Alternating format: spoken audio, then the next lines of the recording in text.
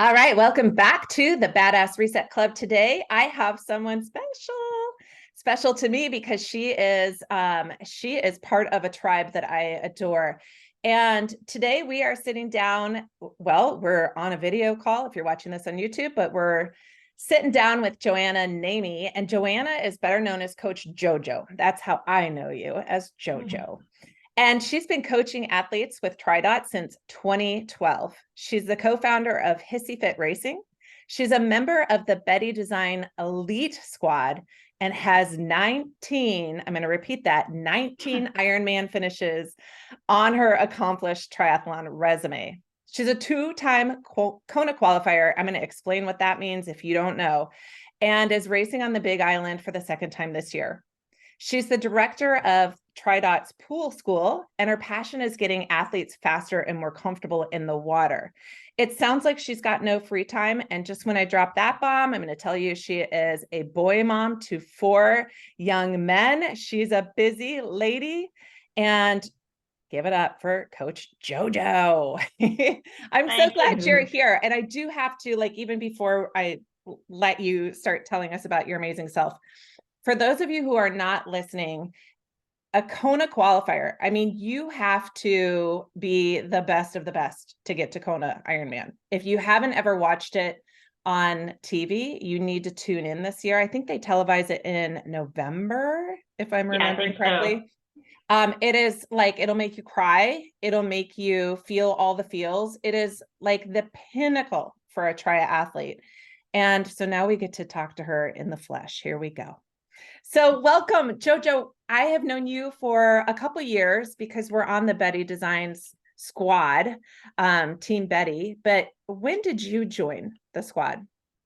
Oh, let's see. I think 2020 was the first year I got on the squad. Those spots were coveted, and it took me a couple years. Once I qualified for Kona, I got on that year, and it was pretty life-changing because COVID hit. And when that happened, I started to Zoom and ride Zwift with a couple of girls, and I didn't really know them.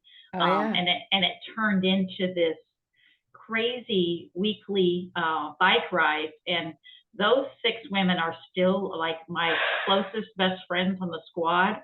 Because we had no interaction. I mean, we weren't even leaving the house. And so that was everything. We built friendships that way through cycling, Zwift, and Zooming. And so it was pretty special. And then to have consecutive years on the squad and getting to meet people in person like you, and finally making it to Kona after it was delayed 3 years. Sitting those years out. And then getting there, that was just magical to get to be with all of my Betty sisters in Kona for the race. It was very magical. I got to meet you there. That was such a beautiful time. I will always remember. That was my first time ever getting to Kona, ever seeing Ironman, and then of course meeting all of the badass squad. Yes, yeah. So for a full Ironman, for those who aren't really familiar, is 140.6. We've got to get that 0.6 in there. Miles.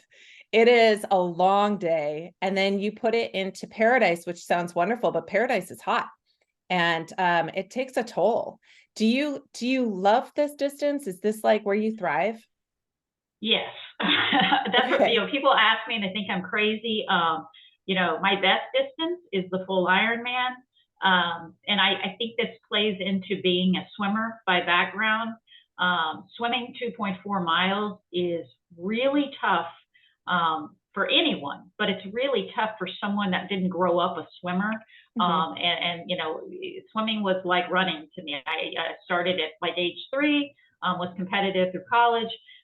So swimming is that's where I'm home, whether it's open water or the pool. That's like my therapy. So the full distance, that plays to an advantage because, I'm not very winded. I'm not very spent after a 2.4 mile swim, which leaves a lot of energy to execute a long bike and a run. 70.3, which is a half Ironman distance. I always joke with my runner friends that I can run a super long way at a pretty good speed. But girls that are mega fast runners will chase you down in 13 miles. Yeah. So the full distance is definitely, I love coaching both the half and full distance, but I love the strategy of a full Ironman because there's so much time to make up and there's so many things that can happen. Oh yeah. So Yeah. you can't get down and if one thing happens because you have no idea what's happening to other people, and it's so many things can happen over that day that can push you up in the rankings. Out of 19 Ironman, so like if we did some math on here, for those of you who are good with math, 19 times 140.6 is a lot of racing miles. Yeah, I have no idea. Do you have a favorite that stands out? I mean, obviously Kona is going to be up there, but what else did you love? Kona was magical. It was the whole journey. It was, it was trying for 15 years to get there and then getting there. And then, COVID delaying 3 years. It was so wanted by the time I got there that it was just magical. I mean, I took it all in. But as far as racing, I love hot, flat, windy courses. So that plays into me being from Texas. Only have ever lived in Texas. Don't have any elevation. We got one overpass here. I ride that sucker over and over again, but it's funny because I just went up to Maine 70.3 with some of my Betty sisters and had, knew it was going to be hilly, but had no idea what that was going to be. And that just doesn't play in my favor. Those girls could zoom up those hills. So when it comes to favorite courses, I've done Cozumel twice back to back. I love Mexico. It's like my favorite. Cozumel is one of my favorite vacation places. I just, I speak the language. I love the culture. I love all the local restaurants. And so the whole island comes out and it's just, it's a different environment. And it is definitely one of the most beautiful swims of all Ironman courses. It's like an aquarium. Wow. Okay. Yeah, very fast swim. So I love that. And then probably my second favorite is Maryland, which again, it's a flat, fast course. It's a very quaint little town that it's in, and a lot of local residents come out and volunteer. It's just very special. I've loved my experiences. I've done both twice. I will say Texas, I've done 8 times, and it is Ironman Texas is, it's my hometown. It's, it's in the woodlands north of Houston. My in-laws live on the run course. I know I could close my eyes and do that race. And I coach a big group every year, women through Texas. So it definitely, that's a rock star finish. And I feel like for a first timer, Texas is just an amazing, amazing experience. You know what? I haven't been to Texas except for a layover. I need to go spend some time. And and also I need to get warm. Yes, you will get warm. That's so wild to me. Do you recover well after a full distance? Depends on my effort. So I will tell you that, last year in doing Kona, I kind of surprised myself in that I really wasn't sore after the race. But I really had no expectations and didn't push myself and kind of, wasn't pushing real hard on the bike. And then on the run, had an amazing experience where I came across my 2, total triathlon journey. A couple, Terry and Kyle Stone. Terry is on the squad with you and I, and in the energy lab, pitch black, heard her husband in the distance. So I came across them with 8 miles to go on the marathon. So we ended up run walking the last 8 miles and taking it all in after our 15-year journey. And so, yeah, it was just one of those moments, like, how did this all come together like this? And so I didn't push. I just got goosebumps. Yes, it was absolutely like magic how that happened for us, or, God's doing in putting us together in those last 8 miles. But in doing that, I didn't push very hard. So the next day I was like, let's go to the beach. I wasn't really sore, but I have had races, in Cozumel, I got 2 years in a row. And I was pretty much not wanting to walk the next day, but usually a week or so, you're better. But I do tell my athletes that you may physically feel better, but your heart is still tired after effort So like that. smart. So, Yeah, yeah. that's really brilliant. Yeah. I think, you know, like, I don't know if you know this about me. I have an autoimmune that if I can do a half iron and it can like take my feet out from under me. Like I have Right. nothing left to give. And I'm done for the day, the next day, the following day. And so like long distance is really, really tough for my Right. recovery. So I look at someone like you and I just go, wow. Yeah. Like built for the distance. Really. It is definitely, and I work for TriDot, which we do, we do genetic testing on athletes if they choose to do it, which shows us whether they are built for shorter distance or for long distance, what plays in their favor. It doesn't mean that you have to. There are but people to know that is wild. Okay, talk more about that because I find that fascinating and really beneficial for like your body. So the amount of genes we test, it's crazy. We test on recovery. We test on, what your talent will be and whether it is you are, built to be a fast rabbit short course racer or you're, are built for very long endurance racing. And it's very fascinating because, we've had coaches that I look at and I'm like, oh, they must be, a full distance Ironman athlete. And they're really, their genetics play more in favor of them being a short course athlete. So interesting. Yeah, it doesn't. It's not the say all though, because the training itself, you can train yourself. And even you yourself, we get you through a full distance. But there is a lot of strategy as to that, and a lot of modification. Personalizing training. That's for everybody. Everybody has something that's different. And so we have to really be careful in how we plan their training based on that. Oh, for sure. I imagine you see if you're working with, I tend to talk a lot about perimenopause and menopause. I imagine that you work with a lot of women in that age bracket who are, maybe feeling like they've been putting all the training in and their hormones do come into play. And I think that we're in this space where it's like, thank God we finally know what we know. And I think we're just working with on women. The brink. Yeah, and I think there's a lot of information out there, a lot of data on it, but we're still not incorporating it into training. So coaches on an individual basis, I think some of us are taking more, are looking at this more seriously. We went to the Endurance Exchange in Austin a couple of months ago, and I went to a couple of seminars. I think it was the co-author on Roar.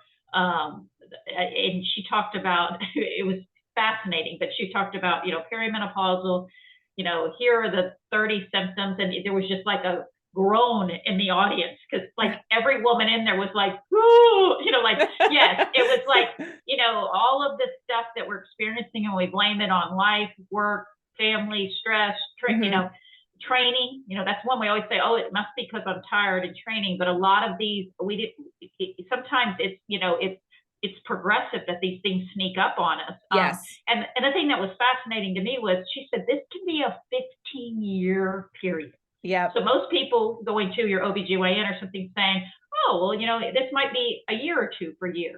It can be coming on for 15 years and dealing with these symptoms and, and managing through training and endurance training is quite a feat. I mean, it is definitely something that I have to, I talk about it openly with a lot of my female athletes, starting at age 35 on. We talk about hormone testing, and we talk about, them being open with me about how they're feeling each week, because there's a lot of modifications. I can't have them pushing, their most intense or longest duration sessions on weeks when they are feeling, really, really rough.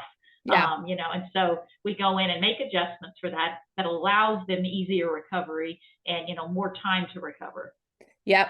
Super, super smart. I know that Roar and Celine talk a lot about low energy availability. Do you see that with your athletes? Like, do they have periods where it's just, a week definitely, of definitely, and I'm and it's so interesting because I'm learning more and more. I mean, I have two athletes that are early 20s, and so we talk about they're very open, talk about their cycle and how they're feeling, and I just can't do it. I can't do an assessment or a test this week. And I'm like, absolutely not. You can't. You're having all, you're in pain, you're tired. And then I've all the way up to the spectrum of women that have gone fully through menopause, and everything in between, and so, there's a lot of theories that are floating around, and that's something I've been studying with a PhD we have on staff at Dr. BJ Leeper, about whether the traditional periodization of training for endurance for Ironman has been 3 build weeks, 3 development build weeks with a recovery week. And that the thought process on that is changing, with women that are in mid to late perimenopausal, and then going through menopause would be to have 2 harder weeks with 2 recovery weeks. Oh, interesting. So they're very much testing. I mean, there's still not enough. There hasn't been enough, data recorded on how that would affect women. Wow. I have so many questions about that. Like, how long does training have to be then if you've got 2 full weeks of? Right. And I don't even know. That's the thing. I don't even have the answers yet. It's something that we're just on the brink of, because it's so funny that we thought all these years we could take females, males, every age across the spectrum and say, this is the right way to train athletes. Yes. And if you do 3 build weeks into a recovery week, it's going to work perfectly. And to say, I can't say it hasn't worked, because women have done exceptional, and women of all ages have done exceptional. But there's just it's opening up, I think, more areas now to think about, could this be done better? Could this be easier for women? Could they suffer less and suffer less fatigue, pain, and perform better if they had more recovery? For sure. Yes. Yeah. I do not coach endurance athletes. I'm more on the strength and body composition and, building lean muscle side. But I find it most beneficial to do that deload week, that week off, the week before someone starts their period. And if they're not cycling anymore, we come up with a schedule that they stick to, only because that tends to be the week for them that they can't lift. And there's certain aspects of, joint safety and all of that. I agree. Yeah. So I think it's really awesome that we're talking about it. And I love that male coaches are talking about it too. It was great. I was a little shocked when I was in those seminars. It was as many men in there, and as many male coaches asking questions who coach female athletes, because they are very open to the fact that, you have to know everything. You have to know everything about your athletes and everything that's affecting them. I love when you said the deload week. That I love the term, and I love that, it can mean physical and it can mean mental, because they're often linked. And I see it with my female athletes that, if they're experiencing symptoms or, and not feeling well, that really affects them mentally. And that's the perfect week to give them a reprieve when it comes to, like, I don't only give them directions on lower intensity or, less volume for the week as far as training. I'm also like, and I want you to do some nice things for yourself. And I want you to do 3 things that you like to do outside of triathlon training. Go to the movies. That is smart. I want you like nice dinners. Go to a nice dinner with your, I mandate you, this is your homework for the week, because they recharge mentally. And they come back and feel so much better and ready to work. And so, that's twofold, to be physical and mental, for that week. For sure. I'm older than you, but for so long, like for so many years, because this wasn't common speak, we pushed through stuff. Like you could be in so much pain, so uncomfortable, you could be getting sick on the side, and you just kept going because it was what was expected. But I think now, with what you're talking about, like having that time to decompress and then learning more about how mindset does come into play. Like if you're out there pushing yourself through that discomfort and you're like, this sucks and I suck today, and what happened, like you start spiraling in that mental space that you're starting to compare yourself to everyone else around you. Right. And And then you do start to lose that confidence in your ability, which is just a bunch of BS, you know? Yes, I agree. I mean, and I think it's generational. I think that, you know, some people know my backstory in that I was a lawyer for 6 years. You know, and I think I always compare myself to my kids and like kind of their mindset now. And my boys are between 17 and 23.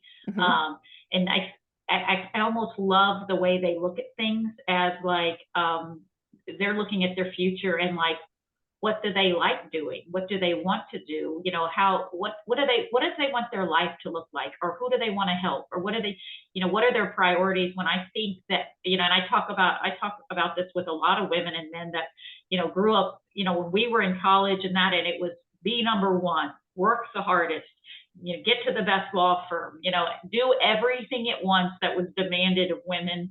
And I tell the story that I had my first child over spring break of my third year in law school. Wow. You know, delivered on Monday, never missed a class. Oh gosh, JoJo. You know, and that's exactly what you're talking about in that push through mentality. Like everything I did was to build mental fortitude. Like the more I could endure, which is sad because that probably makes for a good Ironman athlete in many ways, because you can talk, you know, you're tough. You know, you know what it is to go when you're tired, you know, and to want to do your best. But that's a double-edged sword, because it'll come back to, you know, your psyche and be like, you know, you're just burnt out and tired, you know? And so I love working with some of my younger triathletes, because they're like, I don't want to do that. I don't like it. I don't, you know, that's not good for them. Yeah. We would have never said that. No, we would have just done what we were told. Yeah. And so, you know, and it's great to see that, you know, in my boys now, because, you know, and I almost am glad that I made the career changes, you know, throughout my life, because I now tell them, you know, it's not point A to point B in life. It's not. It's, you may go here, here, here, here. You may change paths 5 times, and that's okay. Because, you know, all I want for them is for them to be happy, you know, and it's like, you can spend a long time not being happy, you know, doing things that you think you're supposed to do. So I'm really happy that I see that in them. Yeah. Sounds like great parenting too. My kids are the same ages, 17 to 24. Awesome. And they do things that I never expected or saw coming, or, you know, and I just have to step back and go, it's totally different.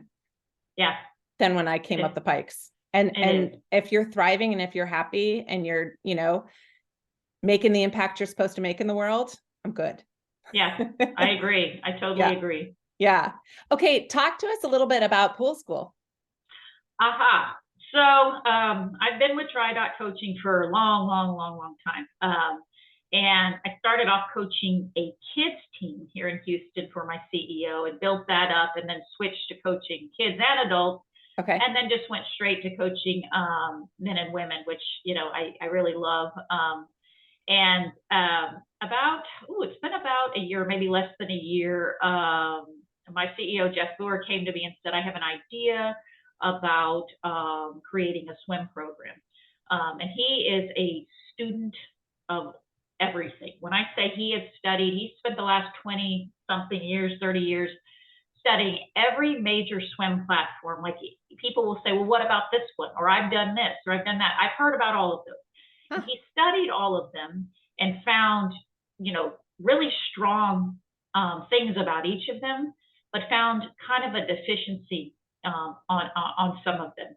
So he kind of took the greatest parts of most of these platforms, and I'm not naming them out loud just for purposes, but so we started working on this functional freestyle based on how the body works. And this, you'll love this, based on, you know, your expertise in, you know, strength training and personal training, and that how the body works in health. And what we did is we started analyzing what these other approaches were doing. And I was guilty of it myself. I've coached swimming. I ran a master's program here in Houston. Everything I had done was flaw focused. I'd watch a swimmer. Oh, the hand is crossing over. Okay, there's the flaw. and then I would put a Band-Aid on it. I would say, you know, here's the flaw and here is the correction. And that was usually causing an overcompensation. Okay. It didn't address the root problem of why someone's arm is crossing over.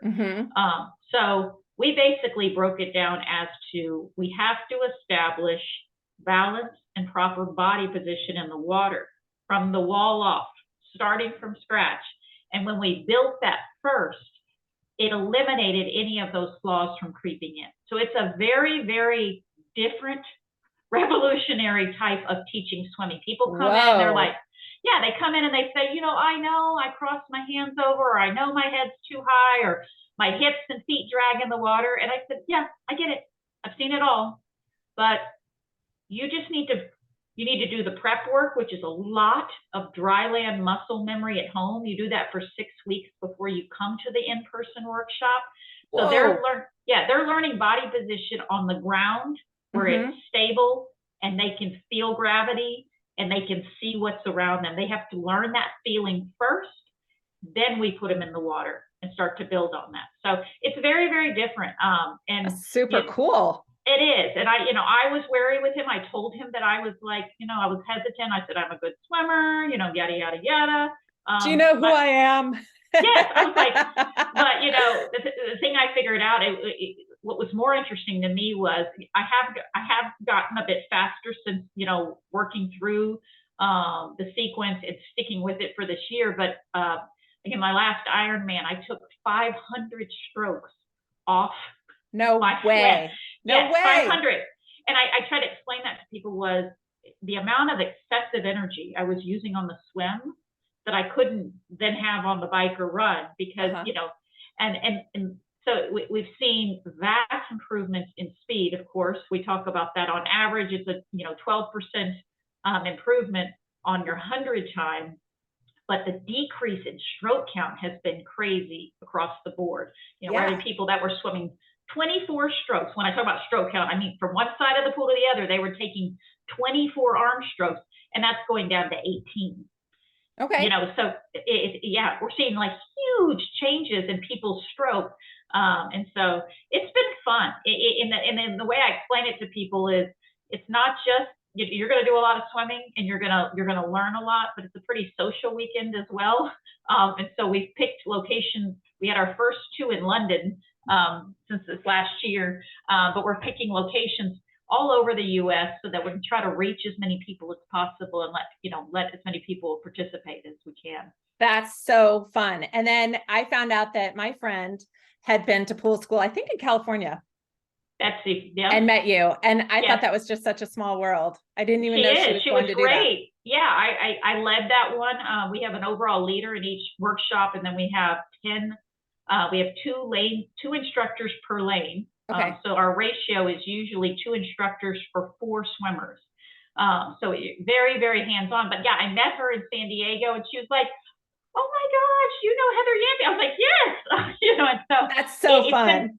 It's been amazing how many people I've met, just like going all over the U.S. and being like, the world is small, isn't it, JoJo? Yeah. The tri-world. Yeah. Yeah. That's so cool. Okay. And then tell us a little bit about your Hissy Fit team. Yeah. I love that name, by the way. Yes. So this is so funny. I mean, like Hissy Fit, gosh, it's been years and years and years, but it was 1 year before Ironman Texas, after they'd had it a couple years.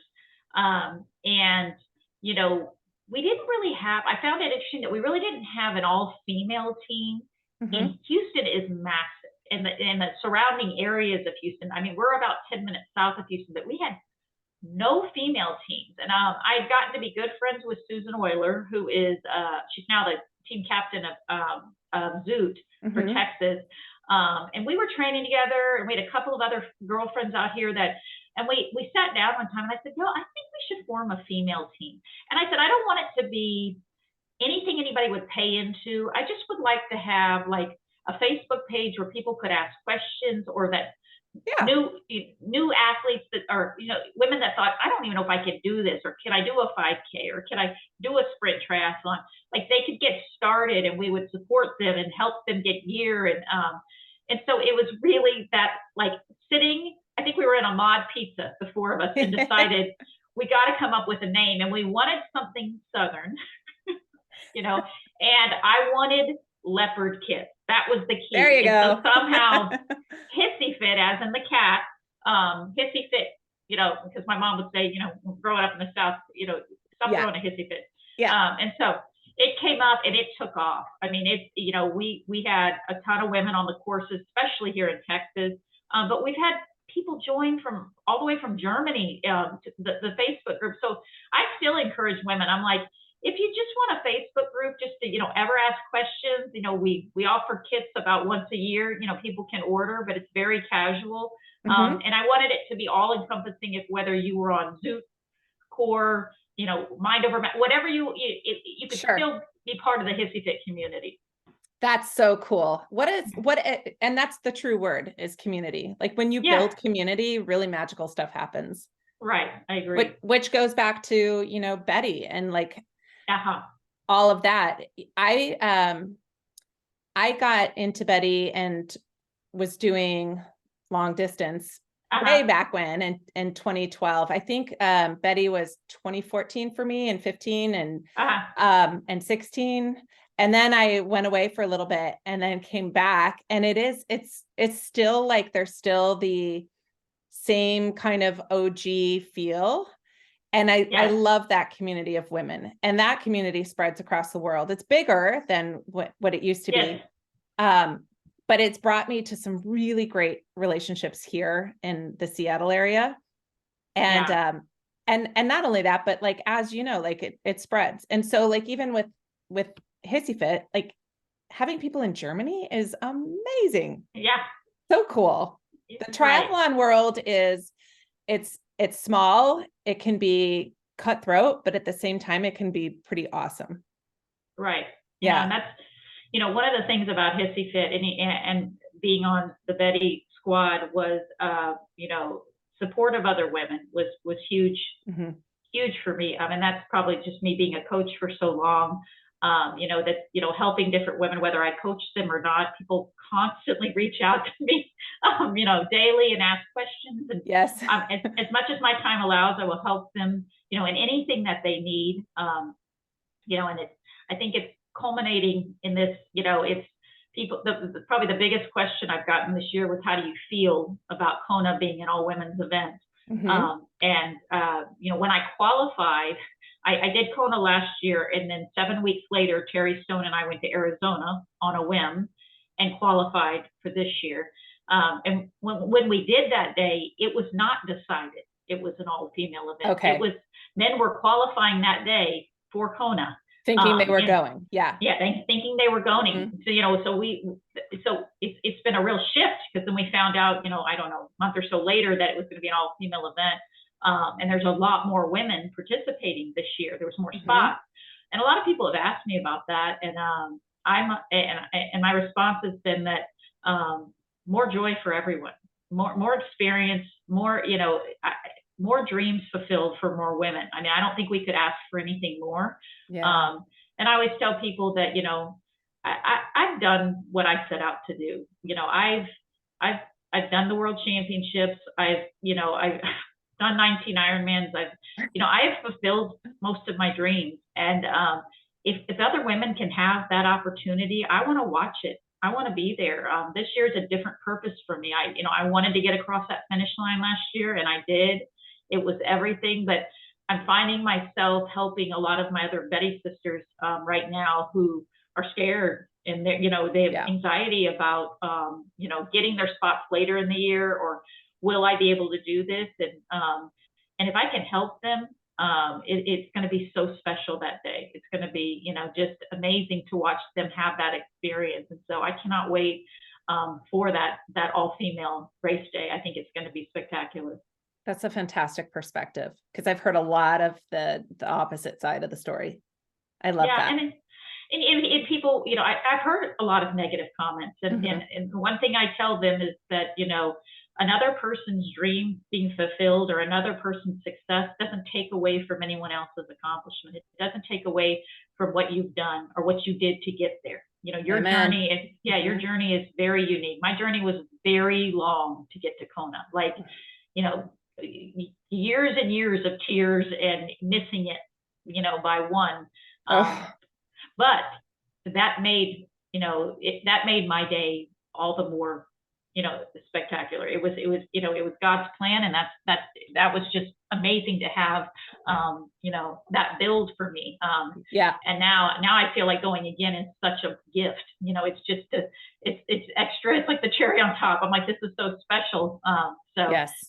super excited. And we are 5 weeks out. I was just going to say, are we 4? You're still 5 weeks out. We're 5 weeks out. Yep. We're all we're all in the meat of it right now. You're up here, and pretty soon things are coming down. Yes. Yep. Yeah. And your body feels good?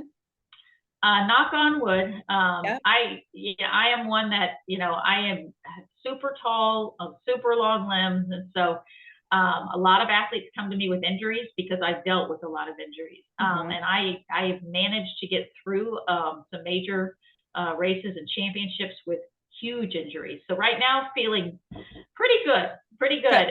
So we'll be fine for race day. And so I'm grateful for that.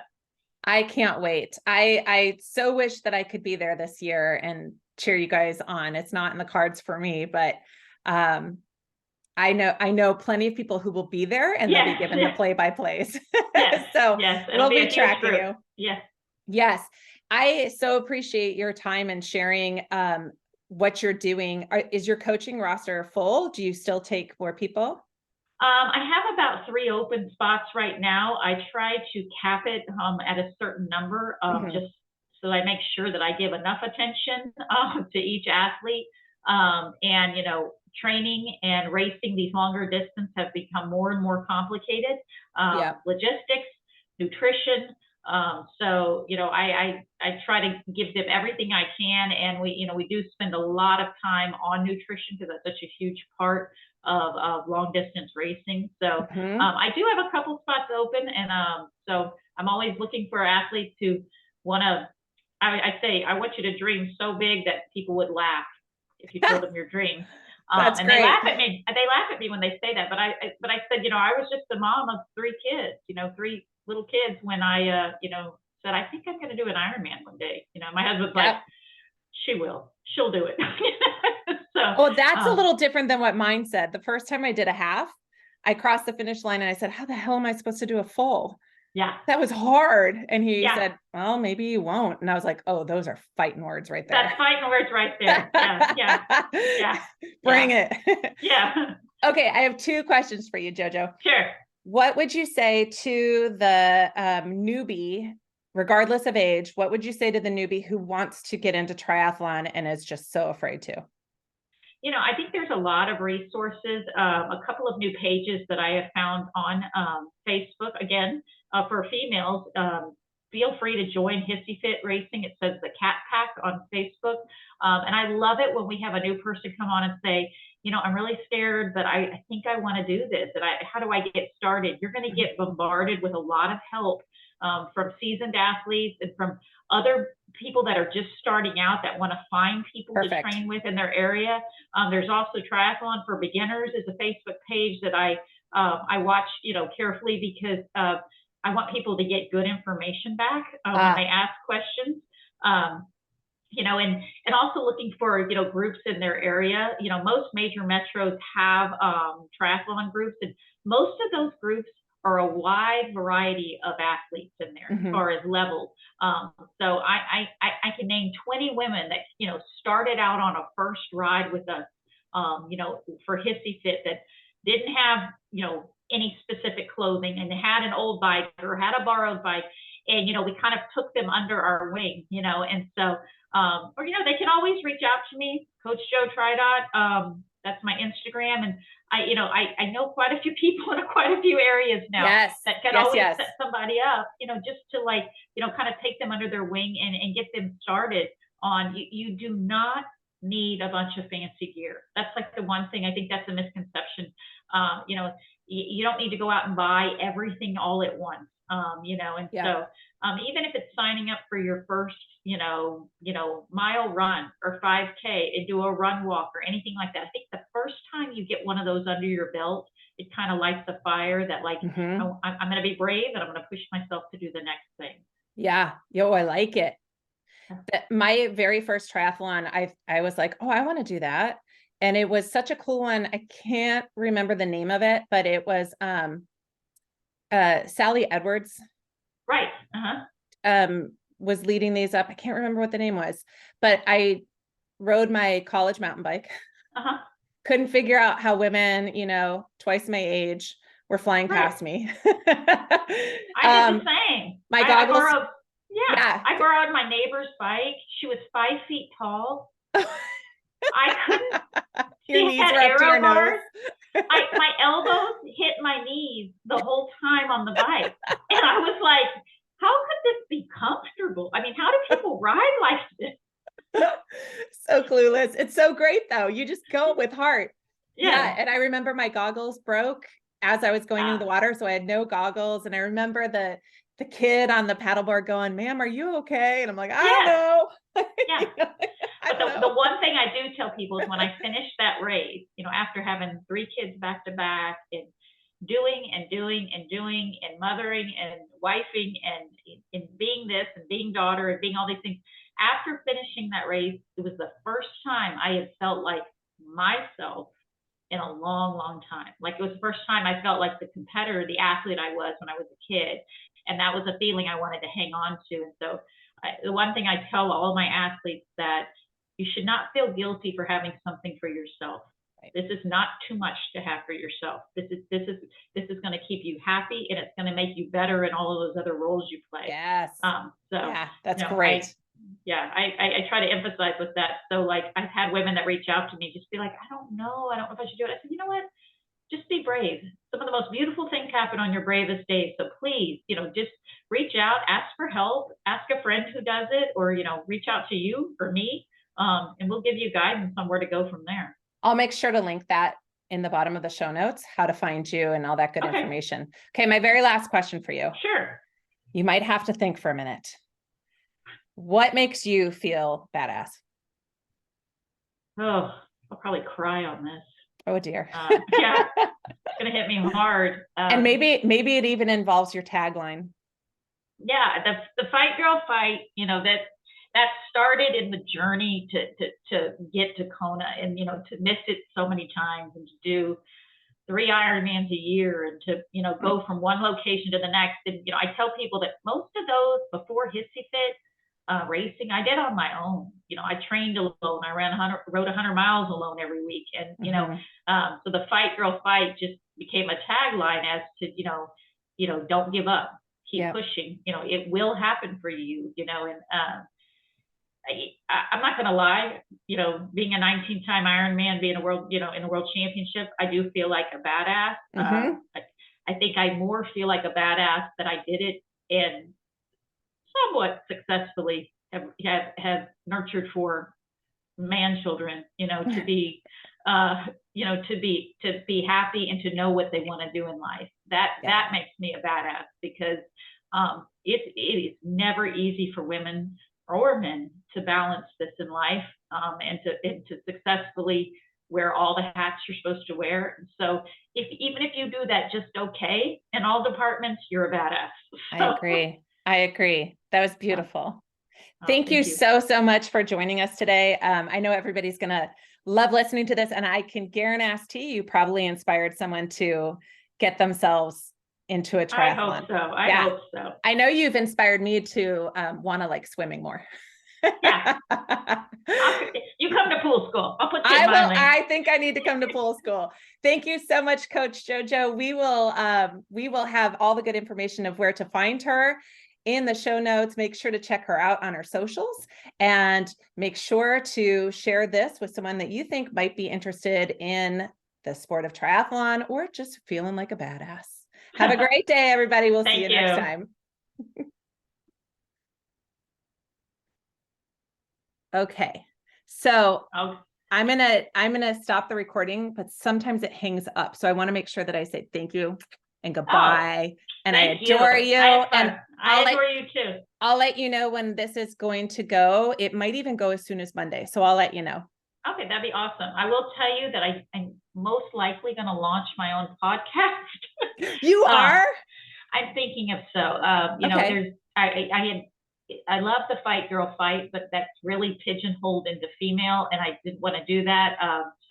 I'm thinking on names, but I'd love to have you at some point on there. And it will just be, it will be based on inspirational women that have overcome a lot of different things in life. And then I'll pull a dude in here and there that's overcome different things. So, there will be triathletes and athletes on there, but it will be more broad spectrum as to, you know, all different types of people that have really, really overcome adversity.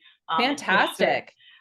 So I'll send you everything I know to get started if you need help with that, or if you need, please. I'll give you my contacts too. And then Andrew Harley, who is, you know, he's helped me a lot. He's a good friend of mine, but I really want to get it started in that.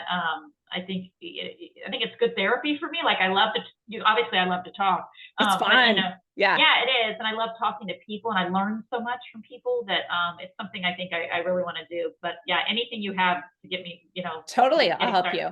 Yeah. Okay. And you know, like my guy gave me everything to get started and was very, very helpful. And then I just record and send to him. You may want to do it all on your own and not pay someone to help, but I just needed it because I didn't know what to do. I get that. Yeah. Okay. Awesome. We'll stay in touch on that. That's super cool. Okay. Talk to you later. Have a great week. You too. Bye. Bye.